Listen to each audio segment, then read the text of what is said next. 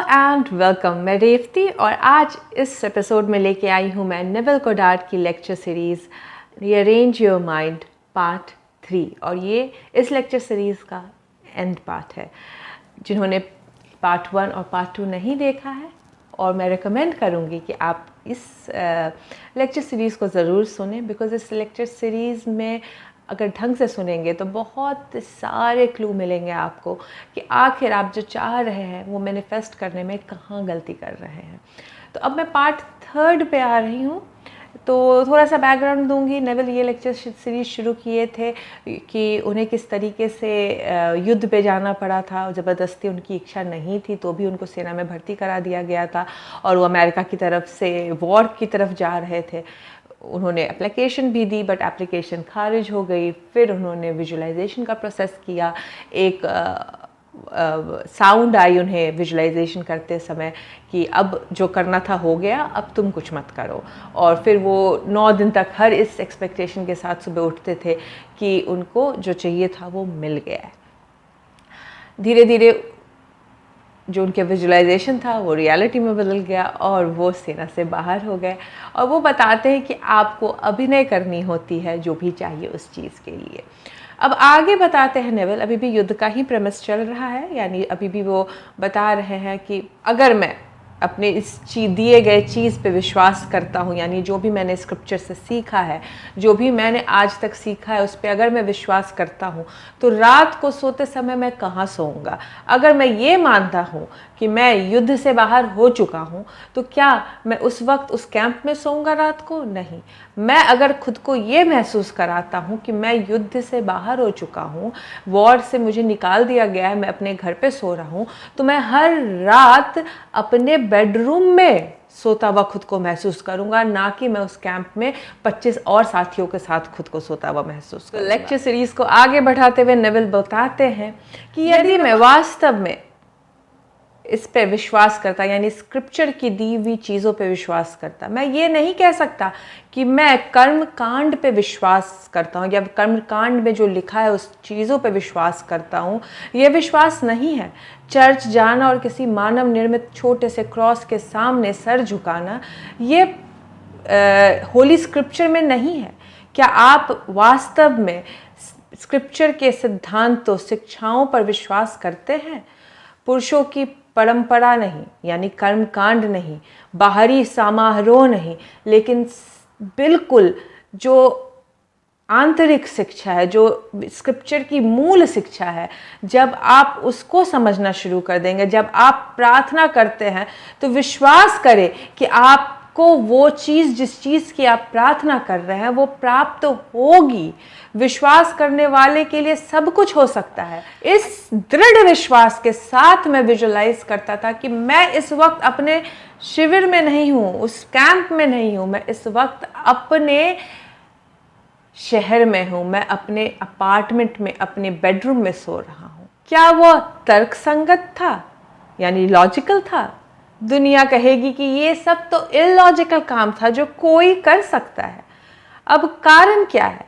कारण का कार्यालय सिर्फ और सिर्फ रियलिटी का निष्कर्ष निकालने के लिए होता है। क्या मेरी रियलिटी हमेशा मेरी इंद्रियों के साक्ष्य पे आधारित होनी चाहिए? यानी क्या मेरी रियलिटी सिर्फ उतनी ही होनी चाहिए जो मेरी इंद्रियां, यानी स्मेल जो करती हूँ, टेस्ट करती हूँ, टच करती हूँ, देख सकती हूँ, महसूस करती हूँ, क्या उसी पे मेरी रियलिटी आधारित होनी चाहिए?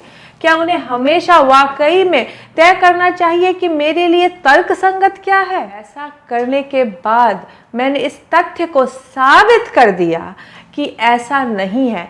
आपकी इंद्रियां कुछ भी डिक्टेट करे, यानी आपके सेंसेस कुछ भी डिक्टेट करे, आपकी रियलिटी आप बदल सकते हो, जो मैं सेना से निकलने के बाद साबित कर चुका हूँ।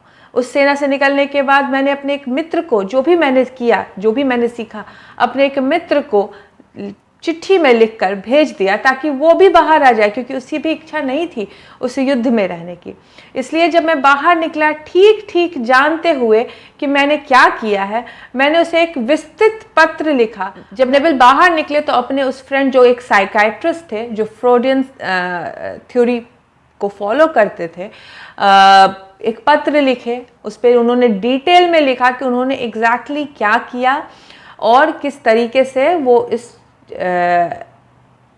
वॉर से बाहर निकले। बिकॉज वो फ्रॉडियन थे तो उनके लिए ये सब कुछ सेंस नहीं करता था, वो बहुत रियलिटी फेसिंग इंसान थे, तो उनके लिए ये होल चीज़ें जो थी वो सेंटर्ड थी सेक्स पे, not to the use of imagination. यानी वो जो थे इवोल्यूशन पे बेस्ड थॉट्स और थ्योरी पे बिलीव करते थे, ना कि इमेजिनेशन के थॉट्स एंड थ्योरी पे बिलीव करते थे। उन्होंने मेरे पत्र का आंसर नहीं किया। मैं 1943 के स्प्रिंग सीजन में बाहर आया in the month of April, March और अप्रैल ऑफ 1943।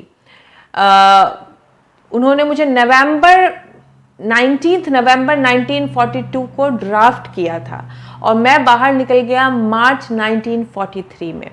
जब वॉर ख़त्म हुआ, when war was over and all the fellows were discharged, he was discharged to.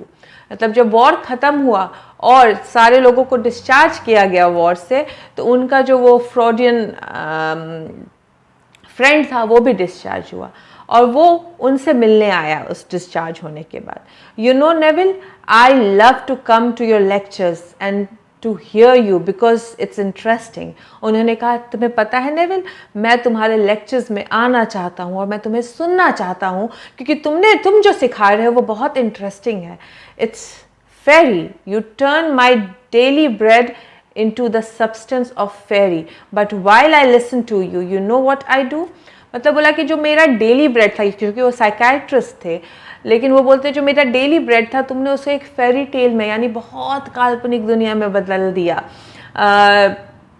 जब मैं तुम्हें सुनता था तो पता है मैं क्या करता था, मैं अपने फीट को कारपेट पे इस तरीके से दबा के बैठता था ताकि मेरी जो रियलिटी है, चूँकि मैं रियलिटी में इतना ज़्यादा बिलीव करता था कि मैं उस इमेजिनेशन वाले वर्ल्ड में चला तो जाता था, लेकिन अपने पैर को इतनी ज़ोर से कारपेट पे दबा के रखता था, कहीं ना कहीं मुझे डर लगता था कि मैं इस रियलिटी को छोड़ ना दूं। यानी मेरे लिए रियलिटी को पकड़ के रखना इतना इम्पॉर्टेंट था कि मैं इमेजिनेशन में भी जाता था तो मैं अपने पैर को कारपेट पे इस तरीके से दबा के रखता था ताकि मुझे रियलिटी की सेंस मिलती रहे। यानी मैं हवा में इतना ना उड़ जाऊं कि मैं एग्जैक्टली जिस फिजिकल प्लेन में हूँ उसका संबंध टूट जाए। और यही कारण था कि जो साइड का चेयर था उसको भी इस तरीके से पकड़ के रखता था ताकि मुझे हमेशा इस चीज़ का आभास हो कि रियलिटी एक्चुअली है क्या। और यही कारण था कि वो इमेजिन तो करते थे आर्मी से निकलना, बट वो निकल नहीं पा रहे थे क्योंकि उनके लिए रियलिटी बहुत ज़्यादा एविडेंट थी उनके फ्रेंड के लिए। वो इमेजिन भी कर रहे थे, वो देख भी रहे थे कि उनको बाहर निकलना है, लेकिन अपने रियलिटी फेसिंग लॉजिकल माइंड को वो मना नहीं पा रहे थे। वो जब इमेजिनेशन भी करते थे तो अपने चेयर को इतना ज़ोर से पकड़ लेते थे, अपने पैर को इतनी ज़ोर से दबा लेते थे कि वो उस प्रेजेंट रियलिटी से जो उनकी प्रेफरेंस वाली रियलिटी है उसमें जा ही नहीं पाते थे, ट्रांसपोर्ट ही नहीं कर पा रहे थे खुद को।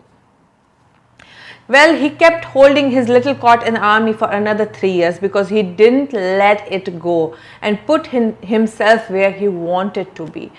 यही कारण था कि उन्होंने आर्मी में 3 साल और रहना पड़ा, चूँकि वो अपने आप को लेट गो नहीं कर पा रहे थे करंट रियलिटी को और वहाँ नहीं पहुँच पा रहे थे जहाँ उन्हें जाना चाहिए था। So I am telling you how it's done. I am telling you how it's done from my own experience that my perceptions are only necessary bounded by organs of perception. बोल रहे नेविल कि इसलिए मैं आप लोगों को बता रहा हूँ कि किस तरीके से किया जाता है, क्यों इतना इम्पॉर्टेंट है कि आपकी जो इंद्रियां हैं वो आपको डिक्टेट इस करंट रियलिटी को लेके ना करें। यानी आपकी इंद्रियां सिर्फ छू पा रही है, स्मेल कर पा रही है, देख पा रही है, टच कर पा रही है, इसलिए बहुत रियल लगती है, लेकिन एक और रियलिटी है जो आपकी इच्छा की रियलिटी है। तो जब आप अपनी करंट रियलिटी जो आपकी इंद्रियां डिक्टेट करिए, आपके सेंसेस डिक्टेट करिए, उस पे से अपने आप को लेट गो कर दोगे और जहां पहुंचना है वहां पहुंच जाओगे, उस ड्रीम लैंड में पहुंच जाओगे, तो ऊपर वाला आपको वो ड्रीम लैंड रियलिटी में बदल के जरूर देगा। My senses could not discover what I was seeing. Only in my imagination could it be done. I'm seeing Holy Apartment, I'm seeing 6th Avenue, I'm seeing Washington Square, I'm seeing bed, my wife. I hadn't seen them in 3 months, but they all are there. ये बोल रहे हैं कि मेरे senses dictate ही नहीं कर पा रहे थे मैं क्या देख रहा था उस वक्त, मैं तो सिर्फ अपने इमेजिनेशन में ये कर पाता था, क्योंकि ये चीज़ें सिर्फ इमेजिनेशन में हो पाती है जहाँ पे आपके सेंसेस आपको पकड़ नहीं सकते, आपके सेंसेस के लिए ये चीज़ें इलॉजिकल है, आपकी सेंसेस को समझ में ही नहीं आ रहा है कि ये हो क्या रहा है। तो मैं अपने आप को कहाँ देखता था? हॉली अपार्टमेंट में। मैं अपने आप को 6th एवेन्यू में देखता था, वॉशिंगटन स्क्वायर में देखता था। मैं अपने आप को बेड पे देखता था, अपनी वाइफ, अपने बच्चे के साथ। मैं उन्हें 3 महीने से नहीं मिला था, बट वो लोग सब थे वहाँ मेरे इमेजिनेशन में। There she was, the girl I loved. She was in her own bed and I in my own. We had twin bed and my little girl was then just over a year, not quite a year. She was born in June 1942. This was not yet June 1943.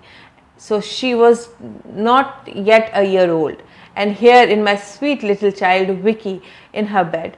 And I wanted to go through the entire thing, touched all the object and felt them so normal, so natural, and came back to the bed and slept in it.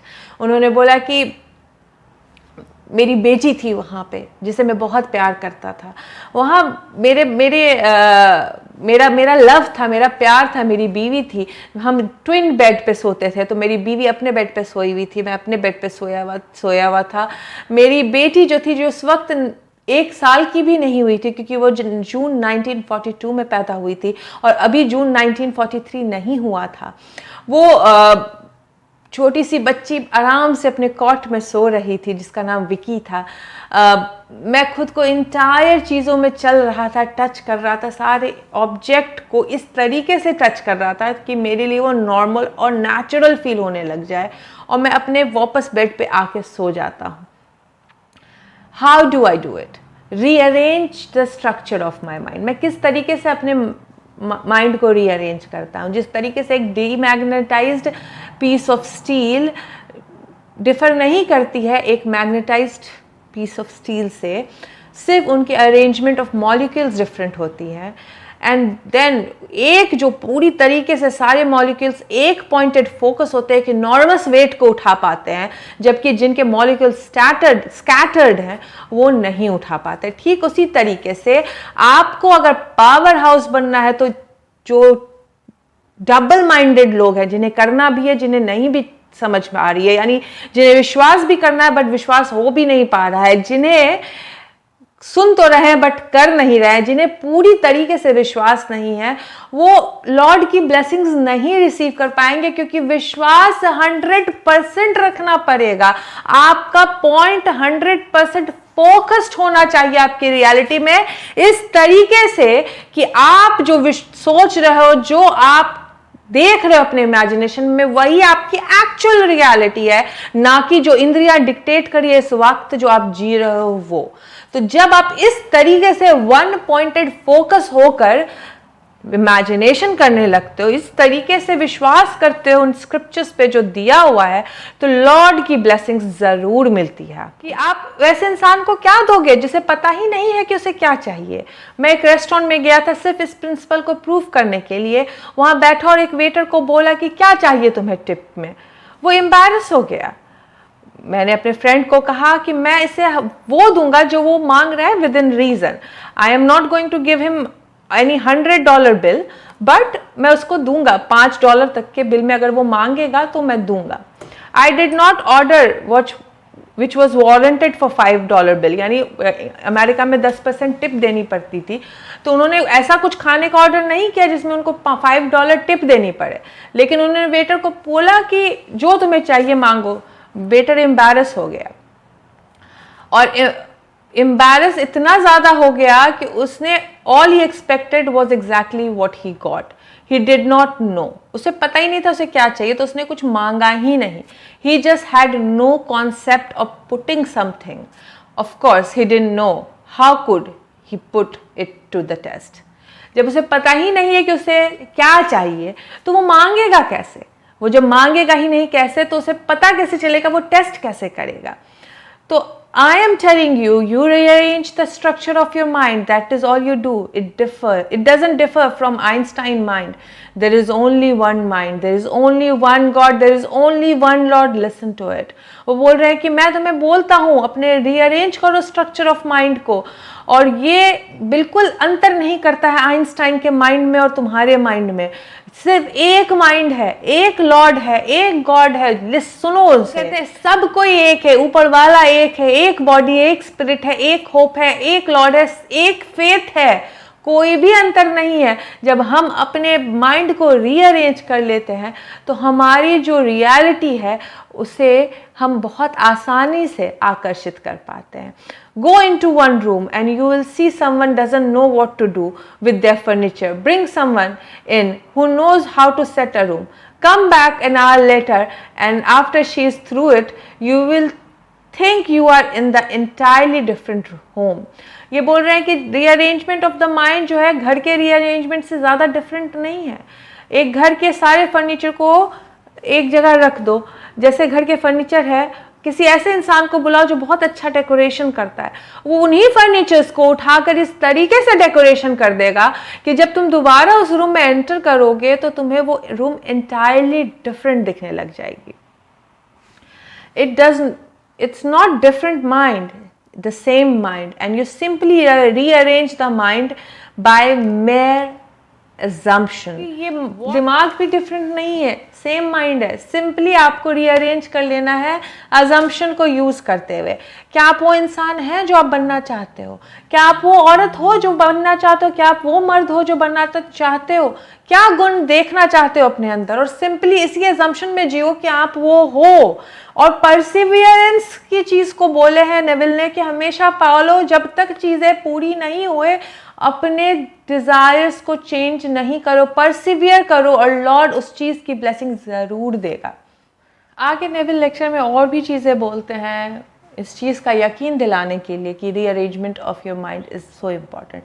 But ये third series में मैं आप लोगों को बता रही हूँ कि जो रियलिटी में बहुत ज़्यादा विश्वास रखते हैं, इस जो भी आपके साथ इस वक्त घट रहा है उस पर ज़्यादा ध्यान दे रहे हैं, थोड़ी दिन लेट गो करो। अगर जो जी रहे हो पसंद नहीं आ रहा है तो खुद को बोलो मैं ज़्यादा से ज़्यादा समय अब ड्रीम लैंड में रहूँगी, और वहाँ जियो, वो जियो जो जीना चाहते हो। जितना समय है उससे सिर्फ और सिर्फ यूटिलाइज करो अपने ड्रीम लैंड में रहने के लिए, इस विश्वास के साथ कि आपकी रियलिटी ज़रूर फिजिकल रियलिटी में बदल के आएगी। मिलती हूँ आपसे नेक्स्ट वीडियो में। Take care, good bye.